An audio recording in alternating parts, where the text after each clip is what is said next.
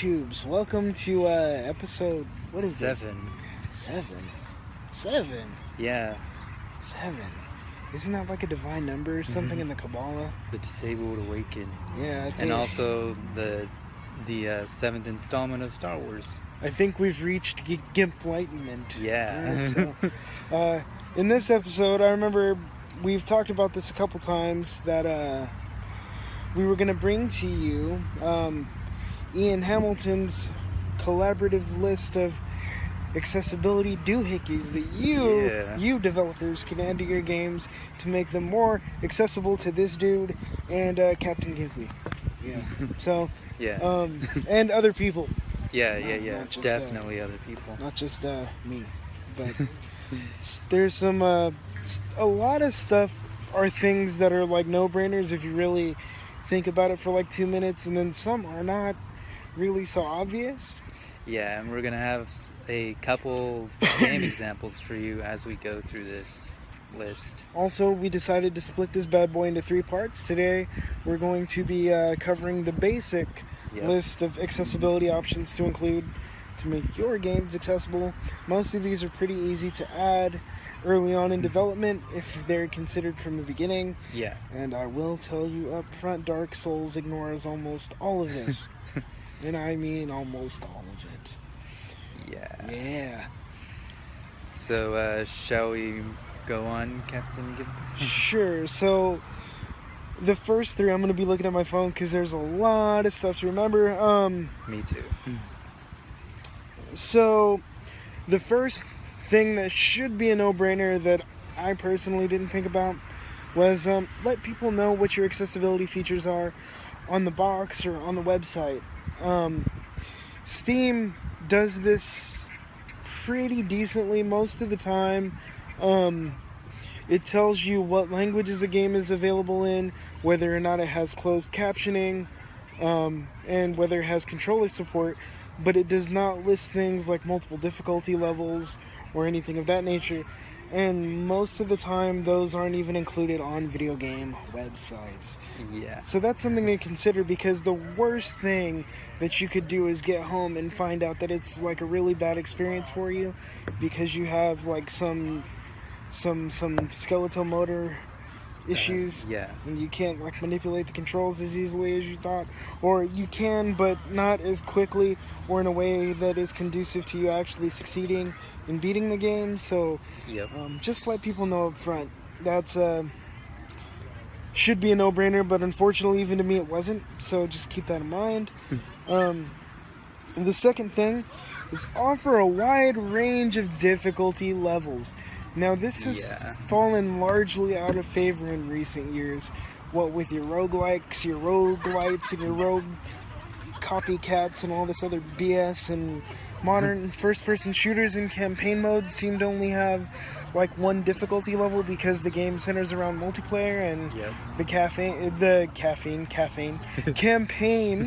is merely an afterthought that you tack on because you don't want to piss off the traditionalists. Call of Duty. But a couple of examples of games that do this out of the box are StarCraft. They have a casual mode. In 2 generations ago, Mortal Kombat Trilogy, most fighting games still have scalable difficulty, thank goodness. And what's another game that does it really well? Devil May Cry actually did that really well.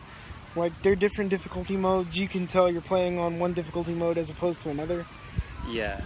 And its sister, Bayonetta, is also pretty good with that. We'll come back to Bayonetta in a little bit. We have to actually include a little bit of video for you of Bayonetta running in one button mode. Say hi to the nice people that walked into my shop. Yeah. Because you're not getting paid shit. Either are we. You don't need a quad cam, though. Anyway, I'm sorry. That was a little commentary. And the third one, in general, is ensure that all buttons and settings are remembered. Okay, so this is something that should very well be a damn no-brainer. I've seen you get pissed at games that don't do that. Can you remind? Do you remember any off the top of your head? Because I was going to use a different example. I believe it was Street Fighter Cross Tekken. Before, I guess it updated or whatever. Yeah, it used to constantly forget your controller changes. Yeah, and your settings. Yeah. Basically everything. Yeah, dude, everything. But mostly I was mad because it didn't remember my controller modifications. Yeah, and that kind of sucked. Because, every time you launch the game, you have to do it over. Another example I was going to throw out is in the early days, MAME. For those of you who don't know what MAME is, it stands for Multiple Machine Arcade Emulator. And, see, I'm one of those people, emulators are kind of a gray area. I'm one of those people who stands on the side of they help to preserve video game history. Just ask my little brother. He has a great appreciation for video games from the Atari era all the way through current gen, because I trained him on emulators. Anyway, in the early days of MAME, every game you played had its individual control configuration, so every time you launched a game, you had to configure your control settings. And then when you played a different game, you had to do it again and again and again and again.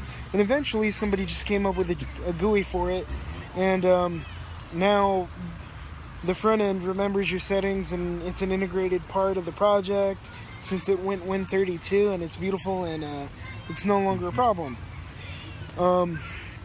Next we have the motor stuff, and that's stuff like what I have, CP. Yeah, if you guys haven't been watching or just have short-term memories. In case you short-term memory problems, problems, lost problems. Dude, one of the no-brainers, and I'm starting to really like that a lot of games are. I'm gonna rag on Dark Souls again. Okay, I need you guys to understand. I actually like Dark Souls, but it's a little annoying in some aspects. One is that it just goes from hard to harder every time you play it. Yeah. And I understand that's some part of the charm or some crap, but there's some times in that game where it's just broken. The ability to remap buttons is a no-brainer. If you can have people reconfigure the controls to controls that work best for them instead of having prefab layouts, it's a lot better. Dark Souls did this pretty well, but there were a few actions that could not be rebound to other buttons, which got in my way constantly. Do it right from Software. That's a stupid name, by the way. From Software. You should change it to From Soft or something, because From Software just sounds, I don't know, forgettable. Forget every time. Do it right, man. Just make everything rebindable. And add a mode where the game gets progressively harder if you suck. And it can get harder, and by the time you end the game, you'll be playing at normal Dark Souls pain in the ass difficulty. Yeah. It's not really that hard to do. Ninja Gaiden did it with Ninja Dog mode. Yep. The game actually did get progressively harder if you ever played on that. So, it does. Yeah. It doesn't stay easy, okay? It's just not throws cheating. you a bone, you eat it, and then you're like, yeah, it's okay. And another one is ensure that all ensure that all user menus and all that stuff can be accessed with the same mode of control that you have for the gameplay. So, for example, if you're on a PC, don't make it a requirement that someone drop a control to configure a menu. Yeah. If they're using a control, they should be able to get to the same menus they can with the controller as they can with the mouse and keyboard. So, the thing is, most games do this pretty well, but some games that shall remain nameless. Some settings are accessible via the launcher, including control settings. Mind you, not just graphic settings, which would make more sense. Yeah. But there should be no reason for that in this day and age anyway. But Even control settings, some are accessible in the game, while others remain accessible only out of the game before you launch, which is not great. Because what if someone can only use a controller? That means every time they play your game, they have to have somebody else reset their stupid things with the menus before they launch, which goes back to one that I said before. Make sure your damn game remembers the control settings and the other settings that the user puts in.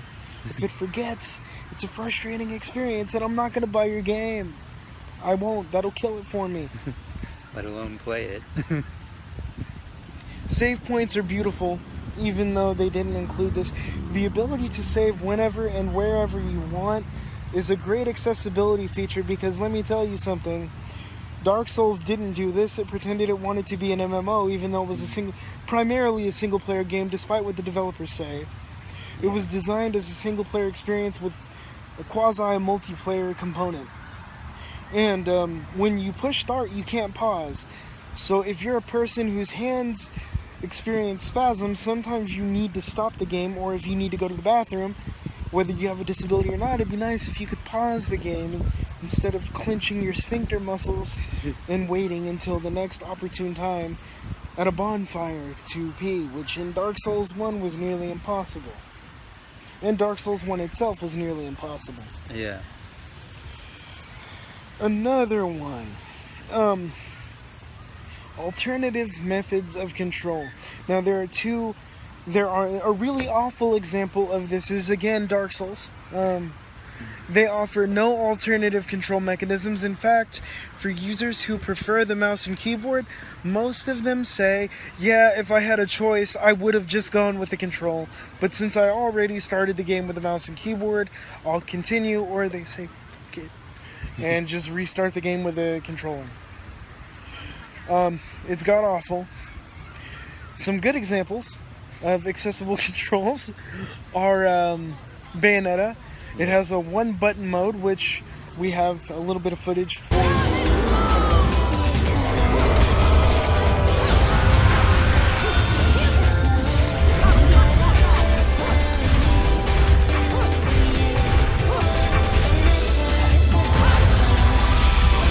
then we have the FIFA 13. Now, I don't like soccer, but here's a video of that, and basically the dude's demoing that you can get to it multiple ways, right?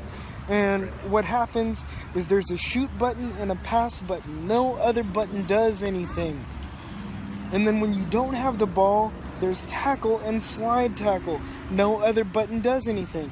And this is because some people who have like muscular dystrophy or otherwise have limited use of their limbs due to paralysis, you can hook up like huge joysticks with just 2 buttons and they can play FIFA like a mad dog. That's the point, to make your game as accessible as possible. Now, am I saying that every game should have every option available? Probably not. Pick what's appropriate for your game and just try to make it as physically accessible as possible to those with various impairments. One thing that kind of bridges on from it's kind of included in motor and cognitive because the two are kind of connected in some conditions. But one thing you want to make sure to be able to do, well, okay. So yeah, there's a couple things that cross over that I kind of want to bring up because usually they're kind of comorbid in a lot of people, even though they're in separate categories, right? Right. So make sure your text is easy to read. This comes up in like 3 different categories. They have like dyslexic friendly fonts, so find one. The guide that we'll of course link to in the description actually has links to 3 fonts, 2 commercial and 1 free, that people can use. And the other one, the final thing in motor, has to do with what is it? Touch screens. Now, on smaller devices, the spacing between virtual control elements, like if you're tapping on a difficulty slider or whatever, should be something like 0.96 centimeters at least. And I think the other one is something like 1.36 centimeters in spacing on larger touchscreens like iPads. But Hamilton says to keep in mind that these should be looked at as minimums and not as fixed widths, so think greater than or equal to. Cognitive, once again, some of this stuff isn't obvious. Some of it is, right? Don't, as much as possible, try to stay away from multi-level menus, because issues processing information may keep a player from being able to access your game. Imagine like playing an NES era JRPG in Japanese, and you are American. Yep. With no knowledge of written Japanese. Even if you speak it, doesn't matter, because the NES didn't have voiceover.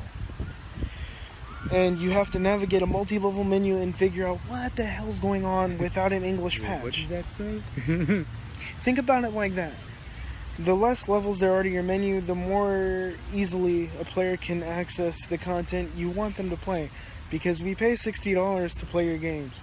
I don't know if you guys realize that, but we actually want to play them, so make them easy to play. Yeah. Another thing is use clearly legible fonts, like I said, and have a good default font size.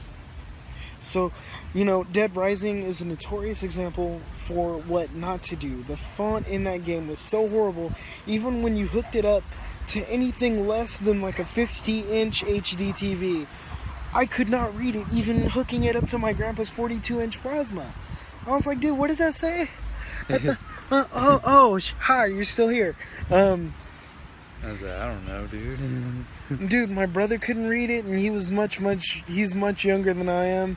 Like, when we played Dead Rising on the PC, when it got ported, it still had that issue.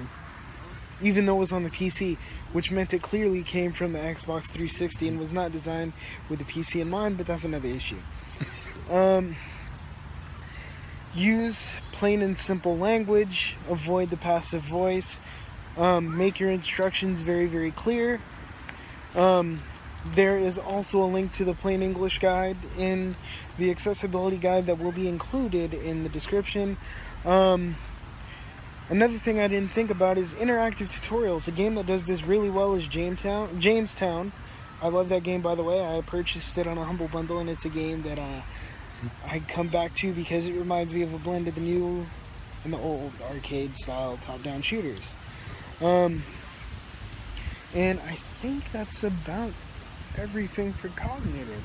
Yeah, I think you're... Because cognitive also includes information processing, this is included elsewhere in the guide, but don't use flickering colors and patterns. It's seizure-inducing and it hurts people's eyes. Stop it. And if you remember, the recent remake for Devil May Cry has a level which includes all of that seizure goodness. And if you're not too sensitive to it, we do have a clip of that level for you.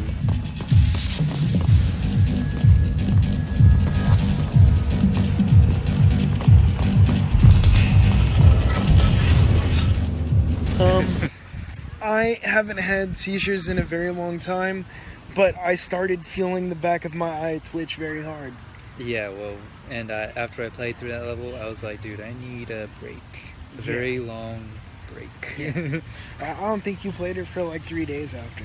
Yeah. No, it's your turn. So, we're on vision now.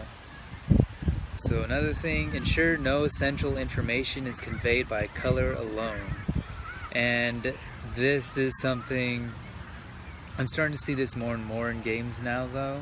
So that's good, because I remember the days when things were, you couldn't really figure out if an NPC were friendly or an enemy based on the color alone.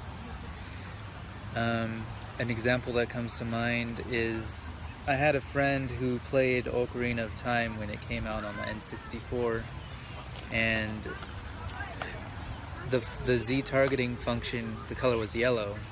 Like it had different colors for whatever you're looking at. If it was yellow, that means it was an enemy. If it was green, it was something that you could interact with. My friend couldn't tell the difference, and sometimes he attacked the thing that you're supposed to interact with versus like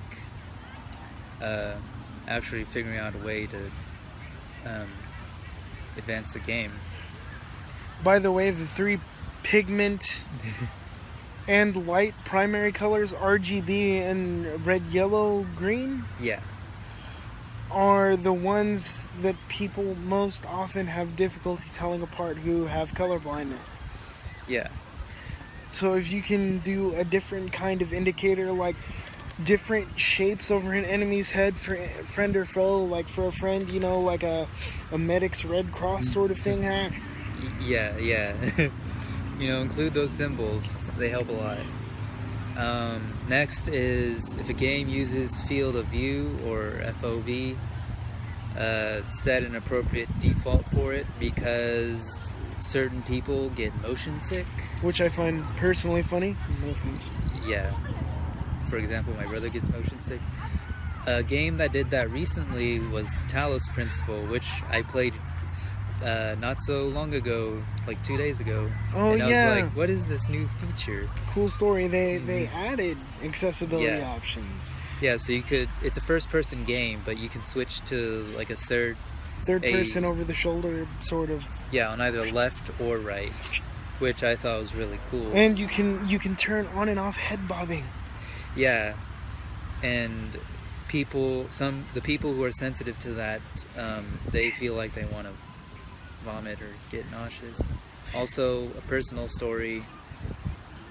I don't know if you could really consider this part of FOV, but when I played Battlefield 3 I'm sorry. in the aircraft part, I was already feeling nauseous because of migraine. That's another chronic thing I have.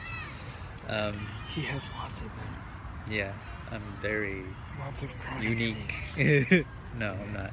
But I felt very, very nauseous in that part because the FOV was, I'm staring at the airship controls. I'm looking outside.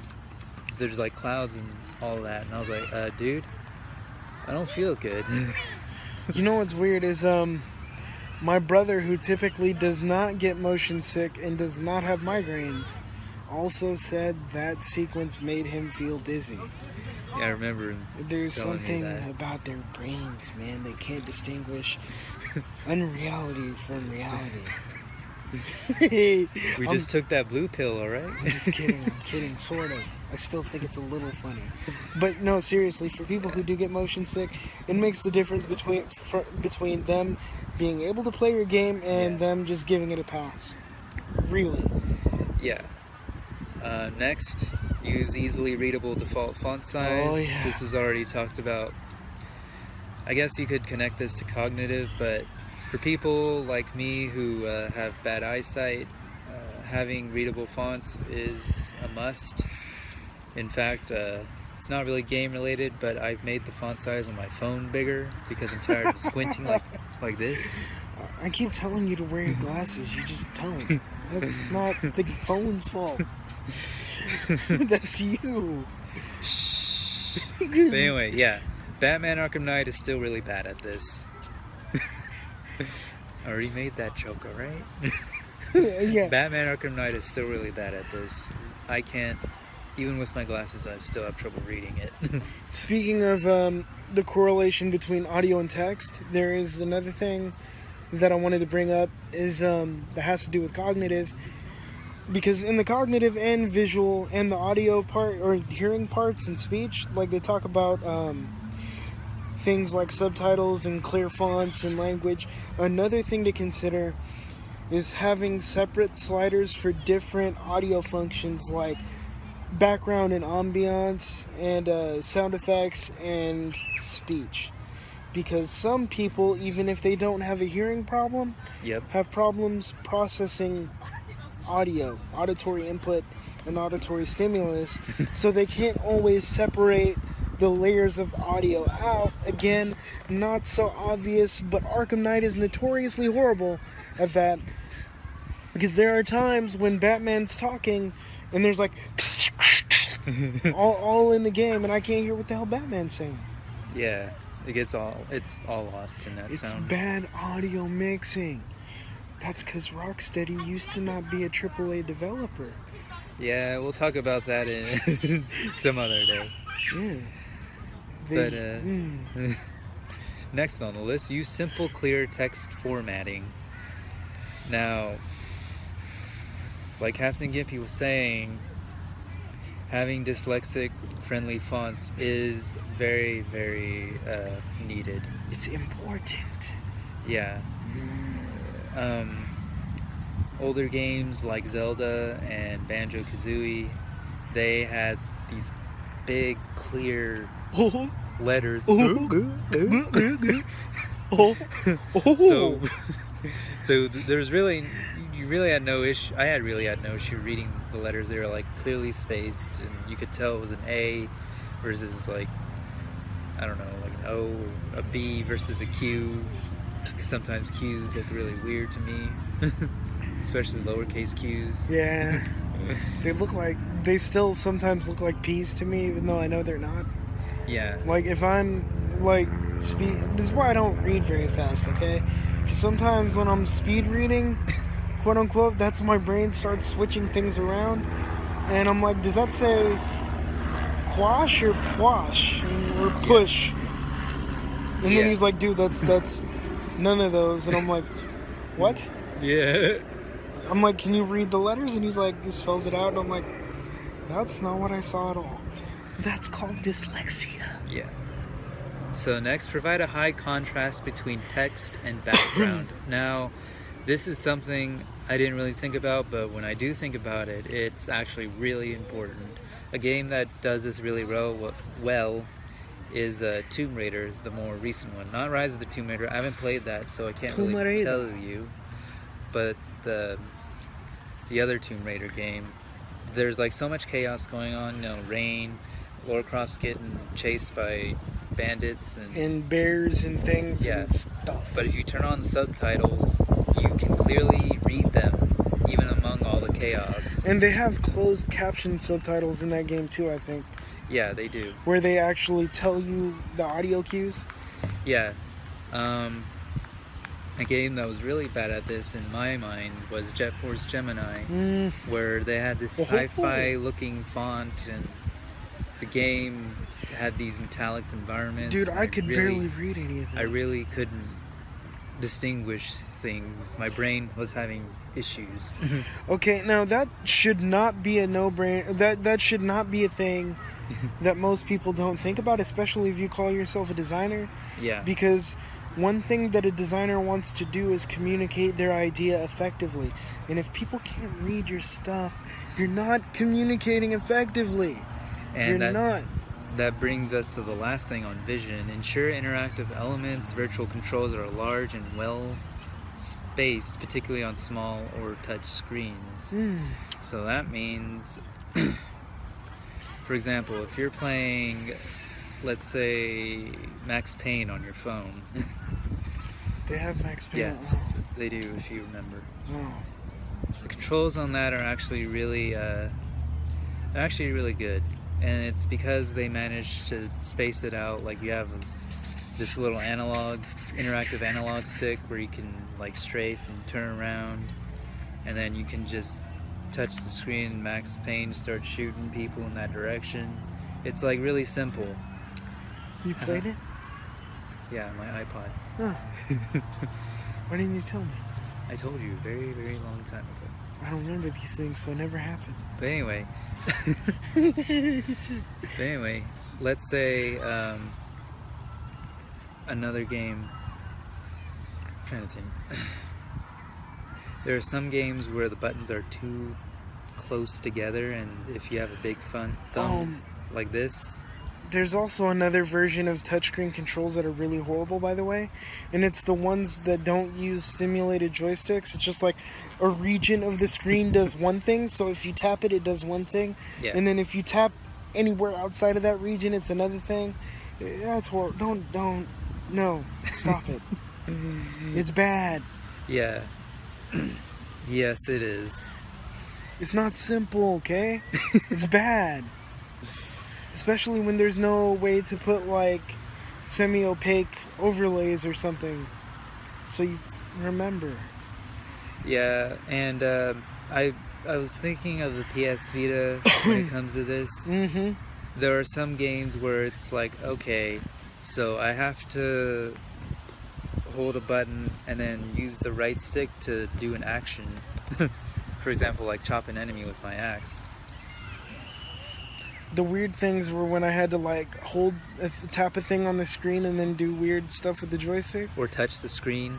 I'm like, what? Yeah. What am I doing? While you're like in an intense firefight and you're just like, I know what game you're thinking of. I know. Resistance. Yeah, oh my god, Resistance. Yeah. Dude, control scheme-wise, that thing sucked.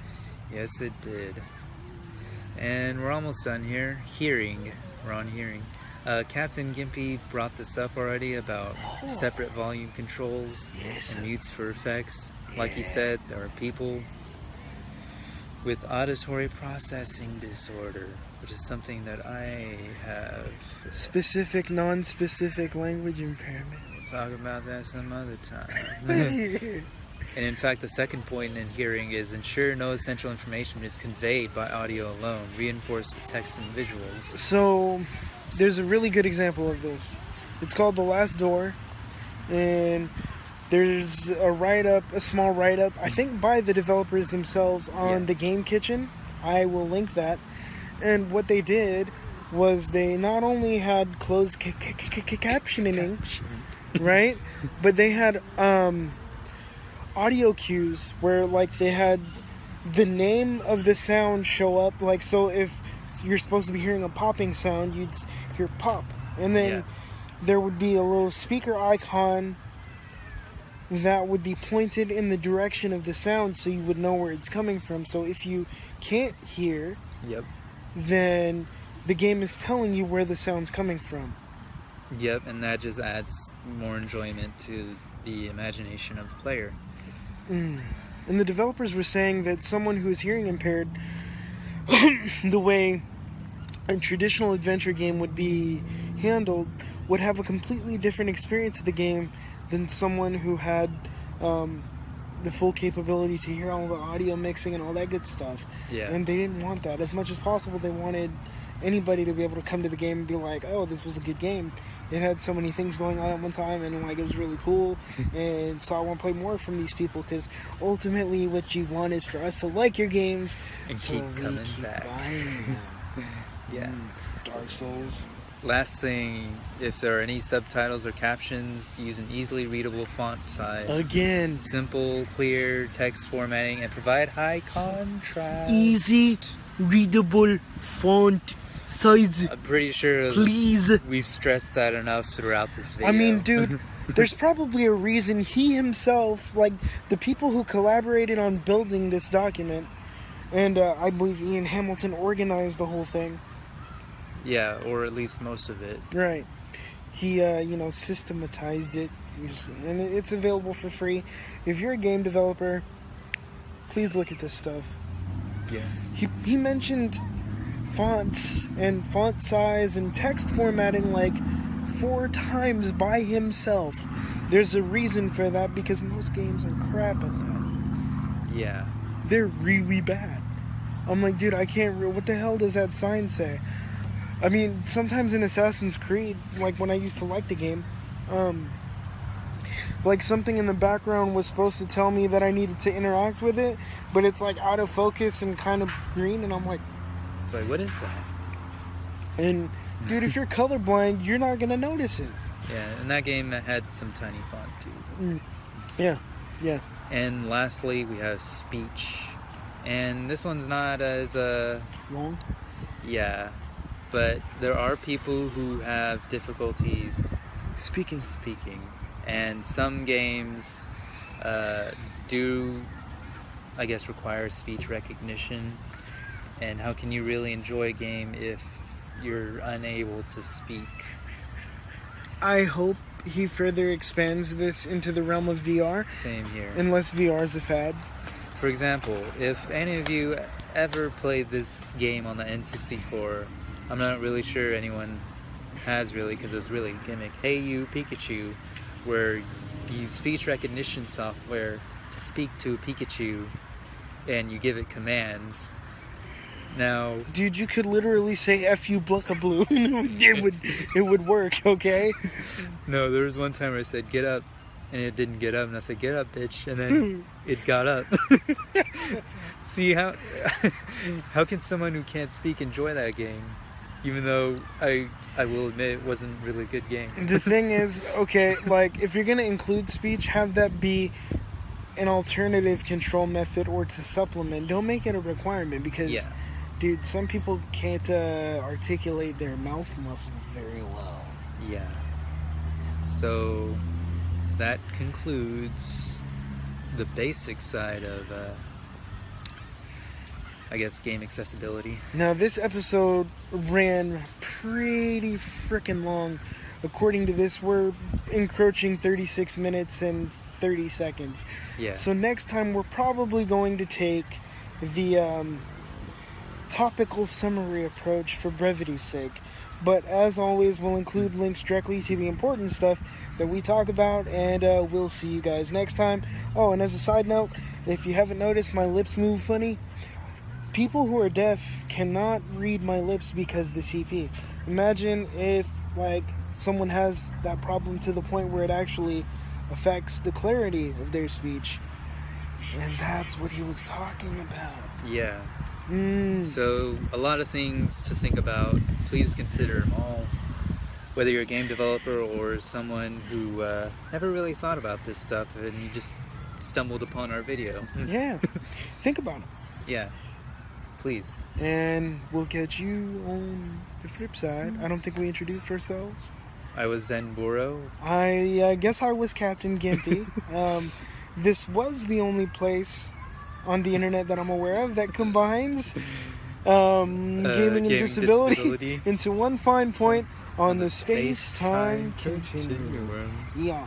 I was Bobo the Clown as well. Bye.